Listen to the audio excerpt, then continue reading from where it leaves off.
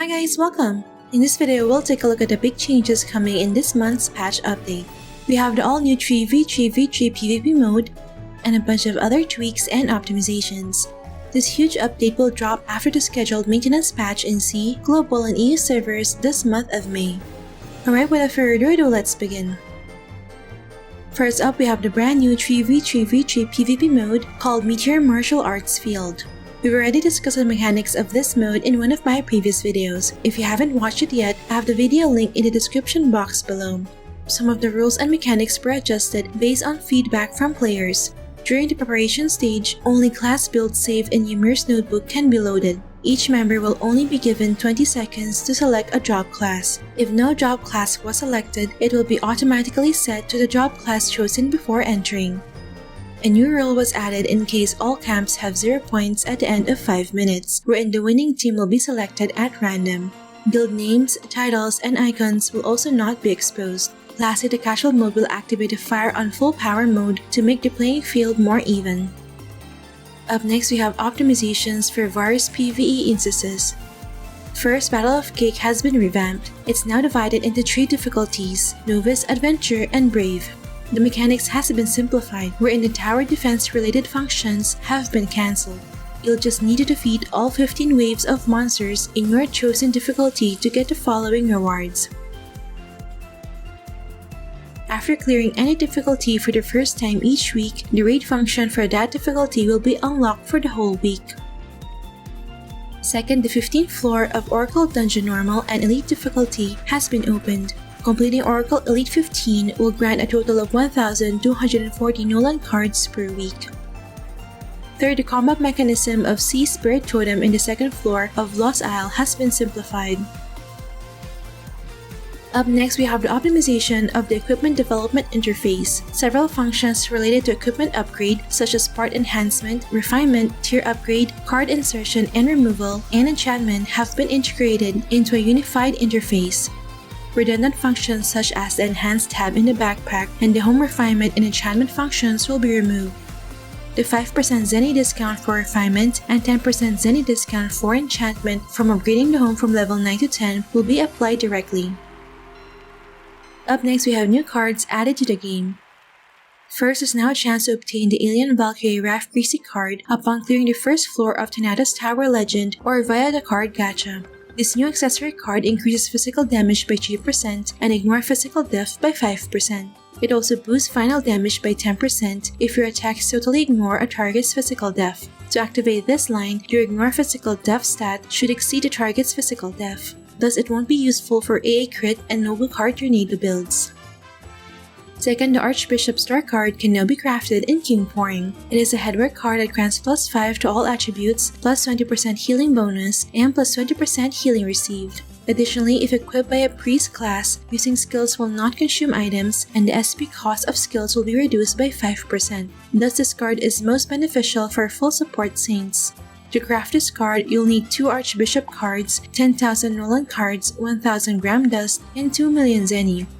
And third, the Royal Guard Star card can now be crafted in King Pouring. It is an armor card that grants self and teammates plus 10% physical damage if there's a swordsman class in the party. Additionally, if equipped by a Crusader class, physical def will be increased by an amount equal to half of base magic defense stat, and the buff effects received from teammates will be undispellable. I think this card is beneficial for Divine Avengers to boost their team's physical damage in PvE. To craft this card, you'll need 2 Royal Guard cards, 10,000 Nolan cards, 1,000 Gram Dust, and 2 million Zenny. Up next, the 13th season of the 12 vs 12 PvP team competition for C server will start on June 29. The regular season mode matches will be available every Saturday from 8 PM to 12 midnight server time, and it will last until July 13. The season mode objectives have been optimized, adding new quest objectives, lowering the completion conditions, and increasing the completion rewards for some quests. The season mode will then be followed by a Tournament Cup on July 20, wherein the top teams based on 6v6 ranking points will be qualified to join the match. The tournament ranking awards for this season are as follows. This includes the new Magic Mushroom Wings bag item and the Spore exclusive chat box. Up next, we have some optimizations related to PvP gameplay. First, the PvP panel has been optimized, creating a cleaner look for its interface. Second, the Fire on Full Power mode has been optimized. Previously, it only maxed out the refinement of cures in the main equipment slot and the attributes in the Adventure Handbook, Acer Monument, Guild Blessings, and Guild Prayers. Now all equipment in Phantom slot will get plus 15 refinement with max progress. The enchantment effect for all equipment, including Fort Enchants, will also be at max values. The values of all activated skill rune effects will be set to default maximum and all lines will be activated. The attribute runes and arcane runes will also be at max values.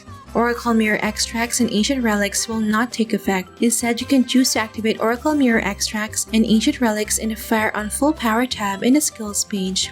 Hence, the only difference among players will be the tier upgrades and cards inlaid in the main equipment. The Fire on Full Power mode is only supported in the casual PvP modes, the season mode of 12v12, and the custom room modes. Third, the custom rune creation mode has been added to Holy Ground War, which can support a minimum of 1v1 and a maximum of 100 versus 100 matches. This means two guilds can fight head-to-head inside the room. Up next, we have various quality of life adjustments and optimizations. First, Ancient Relics can now be placed in the item quick slot bar. However, do take note that there's a 30-second cooldown before the relic will take effect. Next, the release of AI of the Homunculus Amistyr skill Golden Hoof has been optimized. And finally, new treasure chests will be added in these maps, which you can open to get materials and Zenny rewards. Last but not the least, we have a few recharge-related updates. First, the first-time double recharge reward will be reset. This means that the first top-up for each tier of BCC purchase will grant double the recharged BCC. Second, on June 10, custom and headwear gacha items from December 2023 will be added in the Time Wish machine. And finally, there will be a rate-up for the following MVP cards in the card gacha machine. Notably, this is the first card rate-up for Alien Valkyrie Ref Creasy card. So those are all the big changes coming this May in Ragnarok Mobile Eternal Love. Which part of this update are you most excited about? Let me know your thoughts in the comment section below. You can also check the links below for the full text patch notes and the download link to the game client. Alright, that's it for this video guys. Don't forget to like if you enjoyed watching this guide. If you're new here, I would love you to consider subscribing by hitting the subscribe button down below. I would love to have you back. Thank you for watching and see you in our next episode.